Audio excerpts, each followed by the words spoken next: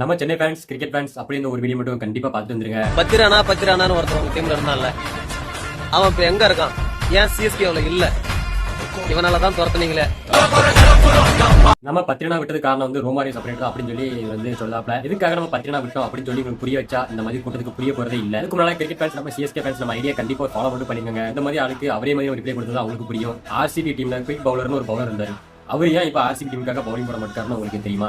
ஒரே ஓவர்ல 28 ரன் 3 6 2 4 ஒரு 2D. நம்ம மோர்கள் பாத்தீங்கன்னா அல்பி மோர்கள் போட்டு போட்டு பொழந்து விட்டுருப்பாரு 19வது ஓவர்ல. அதுக்கு அடுத்து இந்த குயிக் பவுலர் பாத்தீங்கன்னா அவர் வாழ்க்கையில ஆர்சிபி டீமுக்காக பவுலிங் போடவே வரவே இல்லை. நம்ம பாத்தீங்கன்னா நம்ம சென்னை டீம் விட்டாலும் அவர் பாத்தீங்கன்னா மற்ற டீமுக்கு போய் பவுலிங் போட தான் போறாரு. பவுலிங் போடாம இருக்க போறது இல்ல.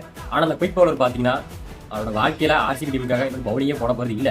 முடிஞ்சா அவரை கண்டுபிடிச்சி ஒரே ஒரு ஓவர் மட்டும் அந்த குயிக் பவுலரை ஆர்சிபி டீமுக்காக போட சொல்லுங்க. இந்த மாதிரி நண்பர்களுக்கு நம்ம நிறைய பேருக்கு பதில் கொடுக்க வேண்டியதுக்கு கண்டிப்பா பதில் கொடுப்போம். கிங்கோலிய கலைஞர் இந்த வீடியோ கிடையாதுங்க. தலை நம்ம கிங்கோலியோட தீவிர வெறிய மயிராட் வெறியங்கண்ணா.